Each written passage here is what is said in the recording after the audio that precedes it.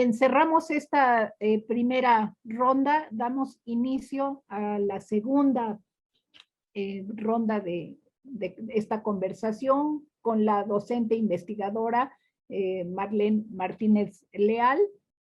Marlene, la pregunta sería, ¿qué balance hace de las elecciones para gobernadores en nuestra República Mexicana? Bien, Laura, muchas gracias. Son 15 gobernaturas las que se estuvieron disputando en este 6 de julio. Cabe decir que solamente 11 las ganó el partido que estamos viendo que está teniendo la mayoría todavía dentro de la Cámara de Diputados. Pero queda ahí pendiente. La recomposición nuevamente no solamente es en la Cámara, sino también a nivel federal. Es cierto que estados como por ejemplo Nuevo León nos están dando cuenta de ejercicios donde la gente está empezando a votar con un voto razonado, como decía uno de los colegas. Ya no es la misma tradición de la compra y venta de votos a nivel federal. Sin embargo, queda ahí una gran interrogante que tenemos que ver. Ese 52% realmente, ¿a qué parte de la población corresponde, de la que votó y de la que decidió? Tanto a nivel federal como a nivel diputaciones. ¿Quiénes eran los que estaban realmente votando? ¿O cuál fue el motivo de su voto? ¿Sí? Las otras dos gubernaturas estaban a cargo de una coalición. En el caso, por ejemplo, del PAN con el PRD, que se dieron en Querétaro, por ejemplo. Querétaro, por naturaleza, ha sido un partido que no ha sido dominado más que por el PAN. Sin embargo, en esta ocasión, vale decir que tuvo que tener un acompañante. Es decir, buscó aliados. La estrategia queda, creo que clara. Para poder llegar a figurar, tiene uno que aliarse. Esa es una cosa muy, muy contundente. Por el otro lado, vemos a partidos pequeños que habían estado ahí latentes, como el Partido Verde y el Partido del Trabajo, que se quedaron con San Luis, por ejemplo. ¿Qué significa? Otra alianza, más reciente, pero de igual magnitud. ¿Qué significa? Solo los pequeños se tienen que unir para poder hacer fuerte a alguien. Vaya, me llegó la idea de las corporaciones empresariales. Para poder sobresalir en un mercado globalizado, es necesario unirse. ¿Por qué no salir con propio capital, como lo está haciendo Morena? ¿Cuál es el beneficio de tener un partido como él? ¿El populismo? ¿La demagogia? ¿Cuál sería de los mejores trucos para poder tener estas 11 gubernaturas? Tiempo. ¿Es cuánto? Gracias a la profesora Marlene Martínez Leal, ella es especialista en política y gestión social. Pasamos con el doctor en Derecho Arturo García Jiménez. Doctor, con usted. Gracias, muchísimas gracias, don Jorge Santa Cruz, doctora Laura Flores.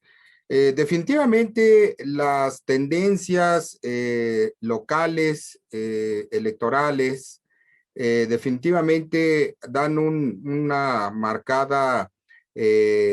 marcado razonamiento en la emisión del voto, pero no debemos soslayar, no debemos olvidar que efectivamente los partidos políticos a partir de 2018 cambiaron sus paradigmas y cambiaron esa mayoría que durante muchos años estuvieron viviendo de ese voto de los ciudadanos. Hoy por hoy, creo que desde el Pacto por México, que suscribieron Partido Acción Nacional, Revolucionario Institucional y de la Revolución Democrática, del 1 de diciembre de 2012, allá en el Castillo de Chapultepec, siguen creo que con esa misma tendencia de unión para poder enfrentar precisamente a la fuerza electoral que avasalladoramente en 2018 trajo Morena. Hoy por hoy el voto de los ciudadanos como se ha advertido, no fue un voto ciego, no fue un voto en donde se haya otorgado de manera en un cheque en blanco en favor del partido político mayoritario, sino que lo ha estado acotando la propia ciudadanía e inclusive advertimos nosotros cómo las tendencias en las gubernaturas, precisamente 8 gubernaturas cambiaron de partido político al que inicialmente lo estaba gobernando. ¿Esto qué implica? Esto implica que el ciudadano ya no otorga el voto de manera ciega, castiga a quienes no cumplen, a quienes han tenido fallas o a quienes en definitiva los han engañado durante el desarrollo precisamente del ejercicio del poder político. Y hoy lo vamos a ver y todavía lo refrendamos más, precisamente porque varios de los estados, aun cuando no tenemos conteos definitivos, las tendencias marcadas van precisamente estableciendo una tendencia de cambio de partido al que anteriormente gobernaba. Esto significa en definitiva que hay nuevos paradigmas, hay nuevas esperanzas, hay nuevas visiones para poder lograr que haya un cambio verdadero en cada entidad federativa y no solamente se queden contentos con las promesas no cumplidas. Esta sería mi opinión. Pasemos, por favor, a escuchar al maestro, al doctor Rubén Sánchez Orozco. Gracias, Lolita. Pues sí, efectivamente, hablando de los gobiernos, el hablar de que, aunque no están definitivos los resultados, 11 gobernaturas de las 16 que estaban en participación de cambio, y 11 son para el partido de Morena con su coalición o con sus coaliciones, pues indica nuevamente pues, ser un ganador. Significa el 75% de los estados volvió a ganar Morena. Y eso hace, otra vez repercusión en lo que dije, no es suficiente. No es suficiente para que haya un dominio de un partido, incluso de un partido nuevo, ¿no? Un partido que comparado con los otros partidos de oposición, de los 3 anteriores, pues ya tienen mucho más tiempo, ¿no? A lo que voy es lo siguiente, el descontento o razonado, o como le queríamos llamar al voto, sigue siendo favorecido para esta nueva administración. Y eso, pues no lo podemos nosotros cuestionar. En cuestión de que la mayoría de la gente sigue votando por un partido nuevo, en donde su discurso, en donde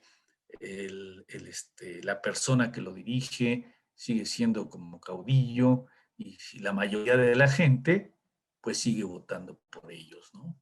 Entonces, a pesar de que ha habido un cambio, sigue siendo un partido dominante y sigue siendo un partido que la mayoría de nosotros percibimos como que no va a ser conveniente para un país como México en cuestión de lo que hemos comentado, en cuestión de que quiere hacerse la voluntad, quiera o no quiera, de este personaje por medio de su partido y por medio de un poder legislativo y cooptando un poder judicial, y para que minimice las autonomías de ciertas instituciones, para poder él seguir haciendo su transformación desde el punto de vista como lo vea. Y ese yo creo que es el mayor peligro que existe para este México actual y en los próximos 3 años, ¿no? Ese sería mi punto de vista. Gracias al doctor Rubén Sánchez Orozco. Vamos con el abogado postulante, abogado penalista, maestro en justicia federal por el Instituto Nacional de Ciencias Penales, Víctor Manuel Ornelas Carsolio. Víctor. Gracias, Jorge. Mira, yo tengo una lectura un poco diferente. Es imposible negar la fuerza del partido en el gobierno. Evidentemente, si me llevo 11 gubernaturas de las 15 que estaban en juego, bueno, pues gané. Es claro esto.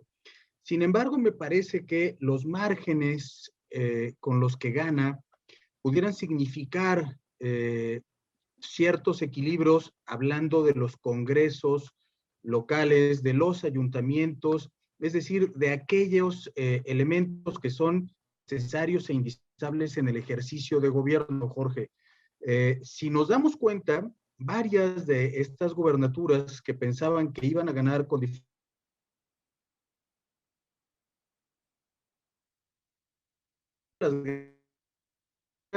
van a ganar con diferencias de un solo dígito en algunos casos. Esto me permite vislumbrar que locales y el gobierno podrán tener un equilibrio mayor y eso en alguna forma, digamos, limitará el ejercicio de gobierno arbitrario. Finalmente, de eso se trata. Y me llama la atención particularmente en el que el candidato, pues es un candidato arraigos, sin trayectoria, y que gana, como lo decían mis copanelistas, pues finalmente por la imagen de un caudillo que sigue siendo el presidente de la República, que sigue teniendo una popularidad importante, y eso es lo que sigue teniendo como efecto que los candidatos ganen acompañados.